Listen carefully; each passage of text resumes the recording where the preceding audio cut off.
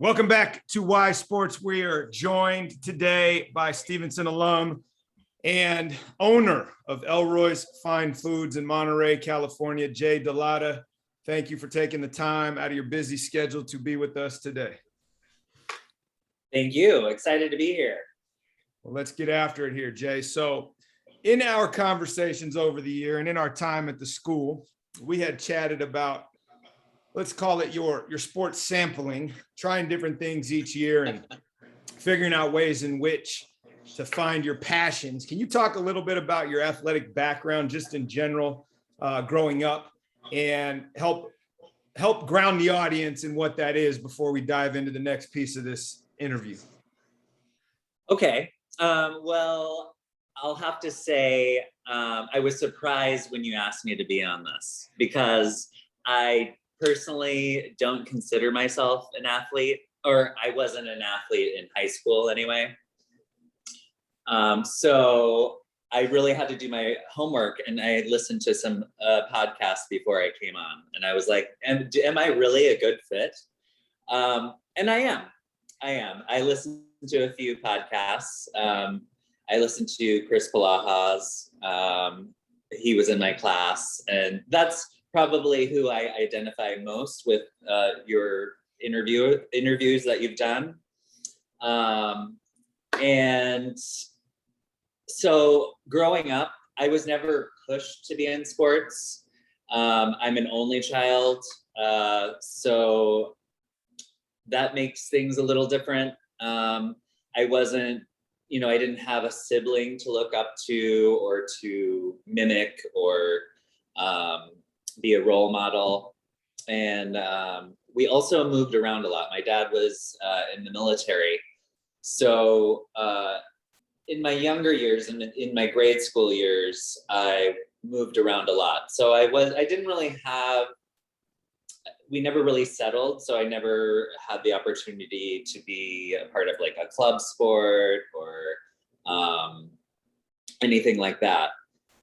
But I also wasn't very interested in that. I was more of a, I guess, I was more social, way more social. I was, I loved recess, I loved playing, but I never really liked organized sports. I don't know what it was about it that didn't appeal to me. I liked the free form individual sports. That's where I was comfortable. Mm-hmm. I would even admit, I was a little fearful of participating in group sports, team sports. Maybe it's growing up an only child. I don't know what it is. Maybe it's just my personality. But, I think there was this underlying fear of not winning or, not being good enough, which is kind of a theme throughout my life. Growing up, that's kind of what I struggled with, being biracial, being, it was a little bit confusing growing up for me, being biracial, because I identified as being white, but everyone else viewed me as Asian, which was kind of confusing. But I also didn't really have many role models that looked like me. So I think that contributed to, my choices growing up. I definitely preferred, I liked swimming because I was able to just compete with myself. And, but I still was supported by my teammates. I was still cheered on. And that was really, that helped a lot. It helped with my self-esteem for sure. But I didn't continue with it. I think I was just very curious with sports. And I never really found that one sport that kind of hooked into me. Not until later in life. That's when it happened. Um, between high school and kind of coming into my athleticism, I was kind of a late bloomer.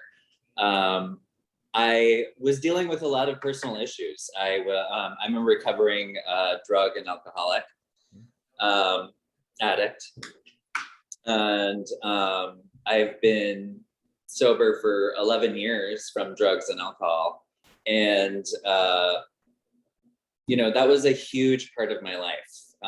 It was a huge challenge to get over. It was something I couldn't do by myself, and it was a long journey for sure. I've been in rehab facilities. I've been in lots of therapy, and it got me to a place where I was comfortable in my own skin. It was something that I struggled with a lot of my life, and once I got there, just this confidence, I was able to kind of take it out into the world and share it with everyone. Whereas before, I felt like I was always struggling to get everyone to like me. And I never really knew who I was because I was, trying to get people to like me. And, but I was good at it, it got me through. But once I got into the real world, it didn't work. It really didn't work. I had to become my own person in order to live a life.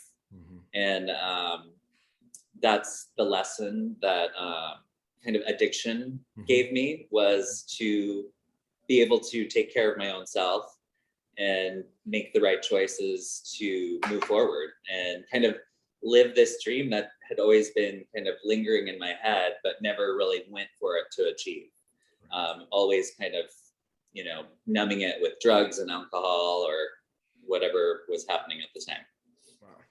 Wow. Well, thanks for sharing that. I mean, that's quite the journey. And it's really interesting to me because I watch what you post. I kind of follow your journey, especially since I've been back about the same length of time that you say you've now been sober. And for you to not consider yourself an athlete now, I think is disingenuous, watching the work you've done on yourself.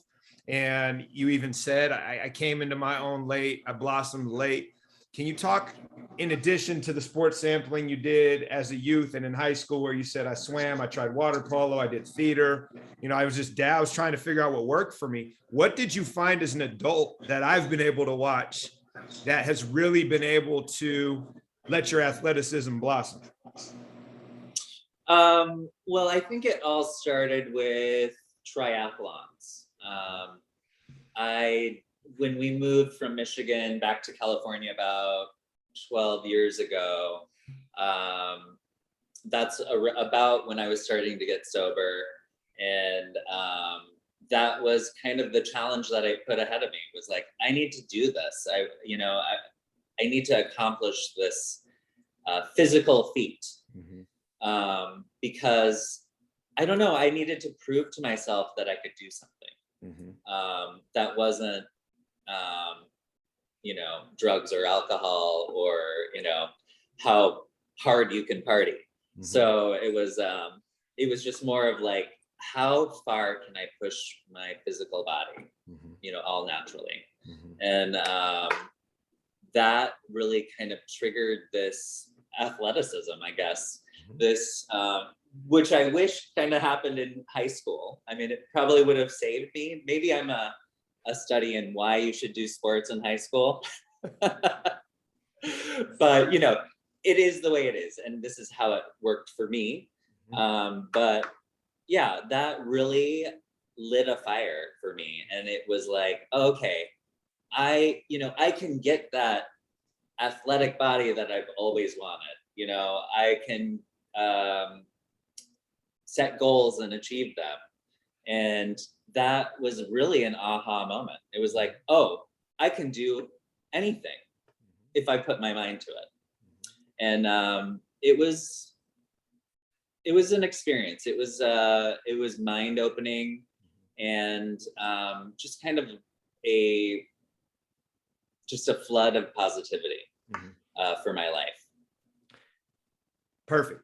How would you say that experience of tackling triathlon and growing that part of your psyche that you hadn't quite dove into, how would you say that experience and the tools you developed accomplishing that and then continuing your athletic journey as an adult, right? Once we're all retired, how does that now show up in your work or in your, the way in which you navigate your professional journey?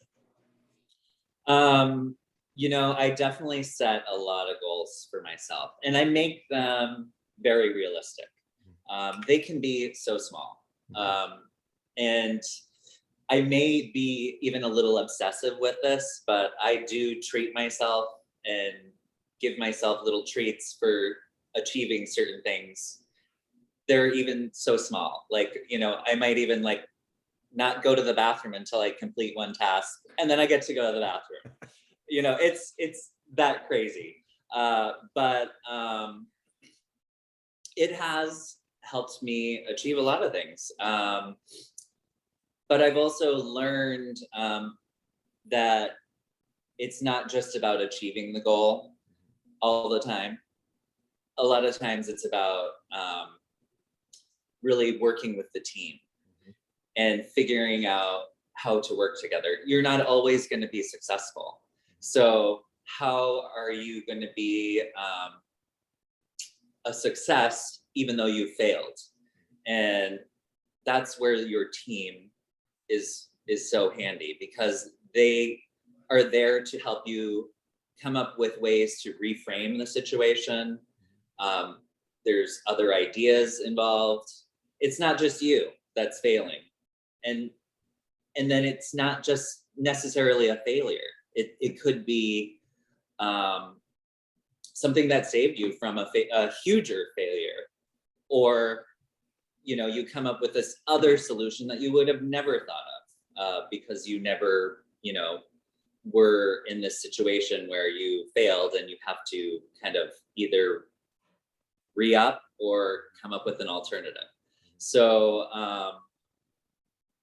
can I ask a specific, Jay, on that? Like, let's talk about that. How are you successful even when you failed?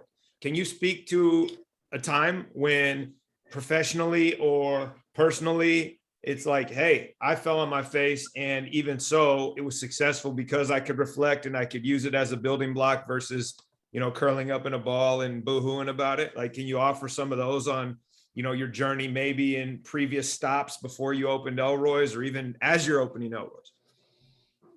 I can think of one, most recent one. We were, so when we opened Elroy's, it was in the middle of the pandemic. Around here, we were surrounded by wildfires. I mean, the situation was very grim, but we opened anyway. And we've been open for a year, and throughout that whole year, we were really in development. It didn't feel like we were fully open because we actually weren't. We weren't able to do a lot of things because of the pandemic. But once we hit that 1 year mark, a lot of my staff members were like, oh, we got to celebrate this. We've been open for a year. And I was like, no, we can't. We're not ready. We're not ready for this. And, you know, there's still a lot we need to do. I feel like no one cares anyway. Like, who cares? They don't care. And Chloe and I were ready to run with that. We were like, let's just take this off the table. It's one less thing to think about. And let's focus on what we need to get done. But for whatever reason, a couple people kept complaining on our staff. They were like, we gotta celebrate this. We'll take care of this. We'll do it. You don't have to think about it. We're like, okay, go for it. It was the best thing that we ever did to celebrate our 1 year anniversary. I didn't realize how much people cared. You know, people were listening, and it was such a great way to rally the team together, even though we were just celebrating ourselves. But it was just so great to the city of Monterey came over. They did the ribbon cutting. All these things that we should have done a long time ago, but weren't able to because of the pandemic. And here it's coming. It felt like we deserved it. It was just like, oh wow. It was just nice to be able to celebrate that and to put your guard down and not be so business minded and kind of listen to your audience and listen to your staff members and just kind of enjoy it. I feel like a lot of business owners, a lot of people in business don't enjoy the fruits of their labor. They're always headed forward. Right. And that's one of my biggest setbacks is I'm impatient. I like to get things done and I like to make things happen immediately. And I'm learning now that there's a process, there's a process and there's people involved. And the more people involved, the better the event is going to be, the better whatever we're trying to accomplish is going to be. And that's something I'm still learning. I've stepped on a lot of toes doing that, just trying to fix things myself. But all I need to do is say, hey guys, this is broken. And we'll all fix it. I don't have to be the one. Right.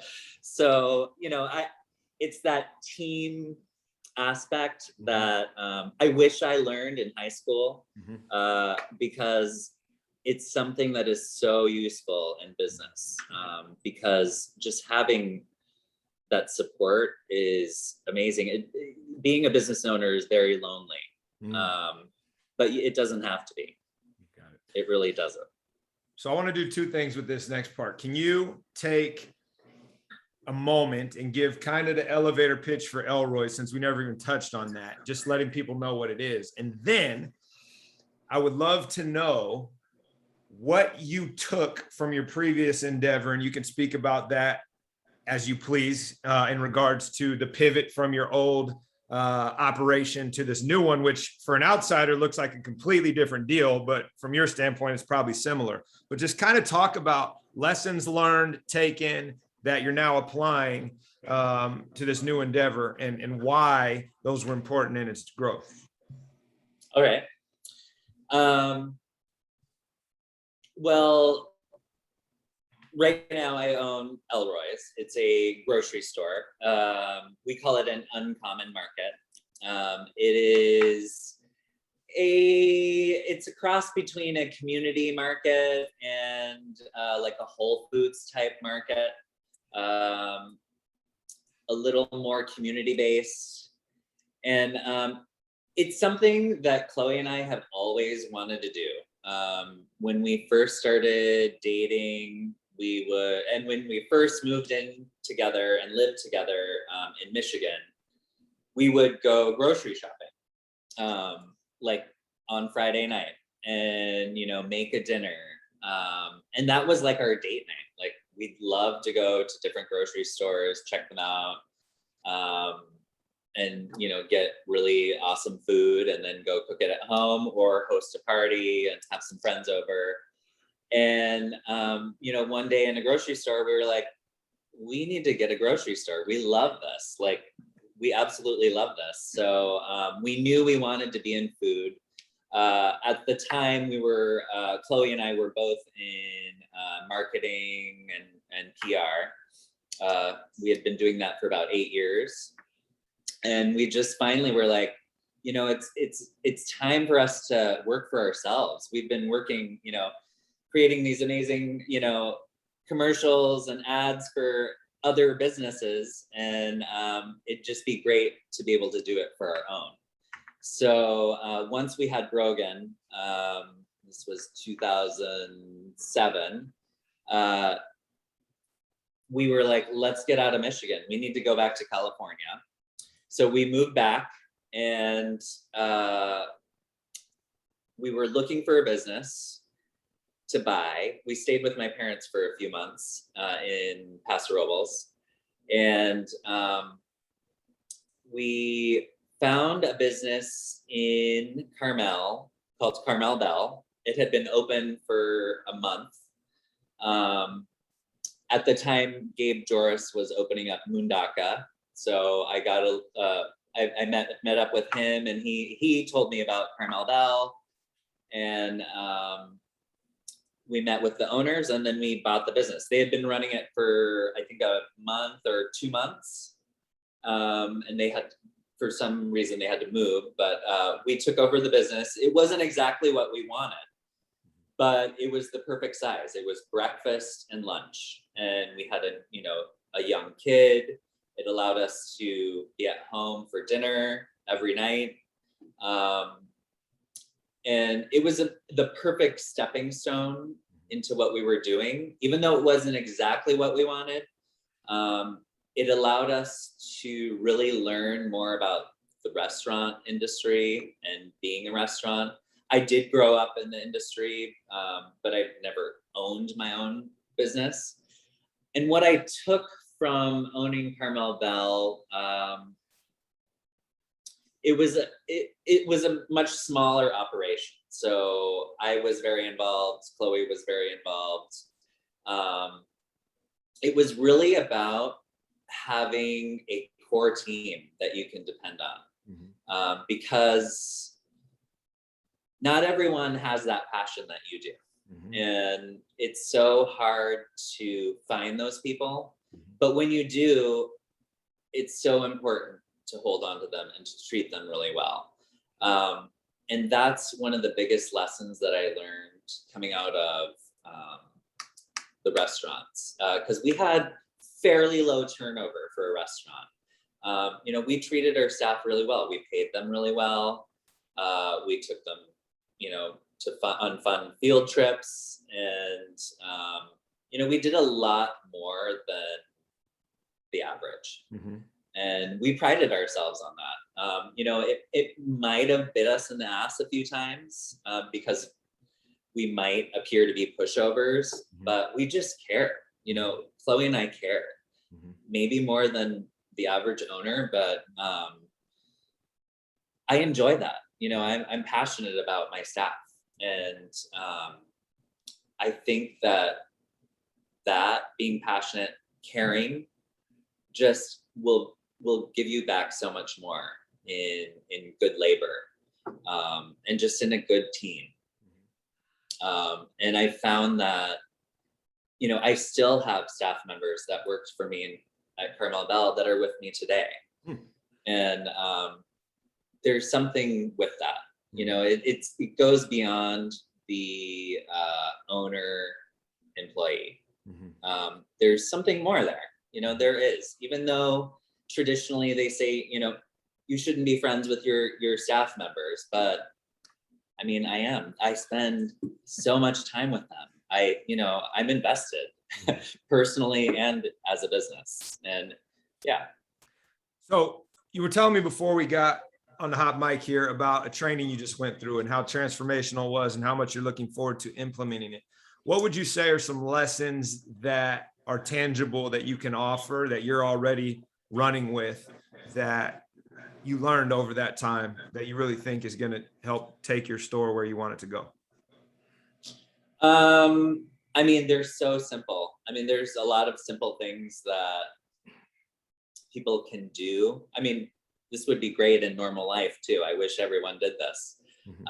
There's a 10-4 rule. So at 10 feet, smile, or, at least acknowledge that that person exists. And then at 4 feet, say something, greet them. It's as simple as that. And a lot of times in this world, I don't understand it, but, people just don't care. They just don't care, that another human is nearby. And I feel like there's a lot of power in acknowledging someone's existence. Even just, like a nod of your head. And I've noticed, I try to do this as much as I can. Obviously it's kind of in practice in me because I'm working the floor, but out in the world, I try to do it too. And it does make a big difference. It makes you feel good inside when you say hi to someone you don't know for no reason. Yeah, it's fascinating to go around the world actually and do that and watch people's reaction, because it's so abnormal. And I love that you just shared that. What other things do you think would transcend the business place into the world that you could offer that would upgrade the human experience? Oh my gosh. I mean, there's so many. There's so much wrong with the world. Yeah, I think the other thing was the kind of like problem resolution. And it's all about listening and putting yourself in that person's shoes and giving them the platform to kind of just speak their mind and get off their chest whatever they need to get off. Because a lot of times that's all they need to do. And it's so simple. And a lot of times we come at it defensively, and we don't need to. You said earlier too, Jay, that you are action oriented, you like to solve problems. So how does that mentality align with letting people just get it off their chest and not necessarily trying to be a problem solver? Then, at that point, I send in a new team member, not me. And that's usually Chloe. Right. She is an amazing listener. She is, she's the balance. She brings the balance to kind of my my energy. Perfect. So let's talk about that then. Sounds like there are established roles within your group for how you're going to manage certain things. And even though you said you didn't have necessarily this huge background in team sports, you've mentioned team often. You've talked about balance. You've just talked right there about knowing what you're good at and what you're not. So how would you say that role definition and understanding people's strengths and weaknesses has served you as a business owner? And as you're now coming out of this training, looking to apply these things, how do you do that? What lessons can you offer? What thoughts do you have on that concept?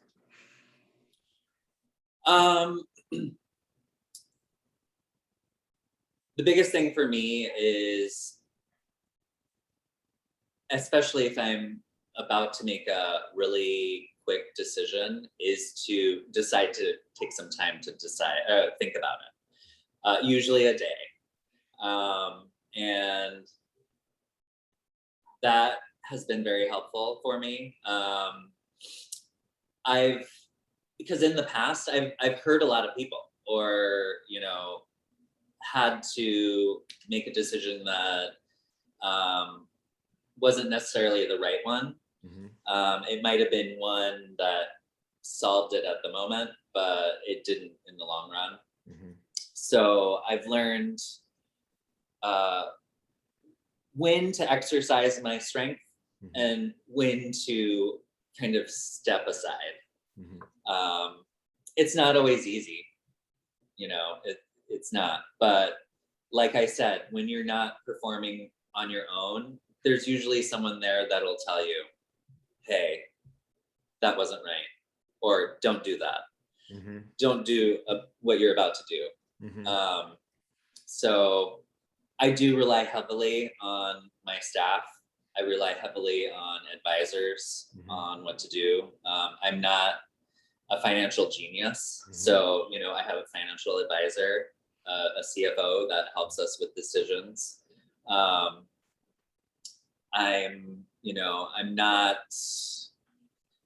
the best, designer. So we have, a designer who can design something, and we have a contractor who can do something. I have people I rely on for sure for their strengths. And in that, going back to what you said all along when we started talking about triathlon, how much you rely on your team. Is it easy for you now in hindsight, as you reflect on who's working for you and working with you, actually, the way you described that, to notice what background they come from, right? Do they have experience with teams before, or are they kind of, solo, individualistic, and they're still trying to learn that skill set like you described yourself? I was an only child. I did individual sports. I thought I could do it all on my own, and now I'm here and I'm reliant.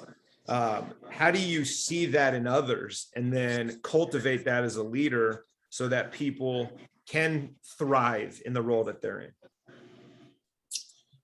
in? You're making me think I need to add some questions to our interview list. Have you played team sports?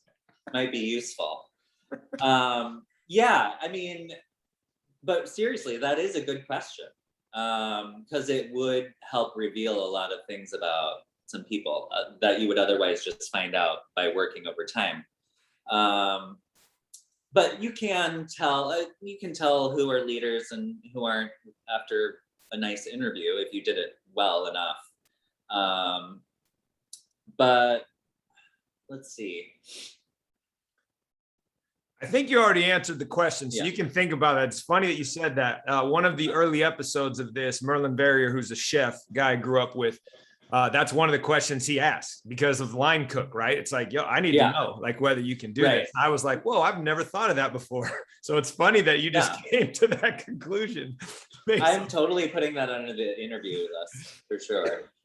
That's funny. All right, let me ask you one more and we'll wrap this thing up because I think this will be easier for you to answer. What is a piece of advice that you've received over the years that you go back to repeatedly? When the chips are down, it's like, I'm going to go here and this is what's going to get me through.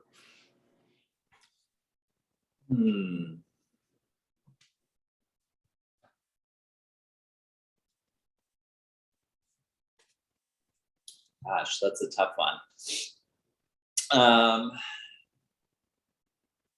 Piece of advice that I refer to. Let me flip it on you. Okay. What would you tell Brogan right now so she would have this as a pocket tool for when the chips are down for her? Okay. I would say, because I can't think of one person that told me anything. It's kind of like a collective lesson. Exactly. Yep. Is kind of, it all comes back to me. Mm-hmm. It's up to me to make a decision. And, maybe I'm feeling this way because it's not the right decision, but I just need time to think about what really is going to invoke passion out of me or really say, hey, I shouldn't do this. I feel like having breathing moments is so important. Anytime, not just for an important decision, but I even tell Brogan this, like, show up early. Just have that extra time. It's nice to have. It's nice to have for anything, because we don't always have it, and we're always in a rush, and we don't have to be. So it sounds like the advice is, don't forget to breathe. Don't forget to take some time to step out of the rat race so things slow down and you can evaluate and respond rather than react. Exactly. Love it. Very, very wise. Thank you, Jay, for that piece of information. Would you like to plug the store at all? Tell people where they can find you, get them down there to support Elroy's Fine Foods. Sure. Elroy's Fine Foods. You can follow us on Instagram, Elroy's Fine Foods, or you can find us in Monterey, 15 Soledad Drive, right down the street from Whole Foods. All right, man. Thanks for being on. I appreciate it. All right. Thank you, Justin.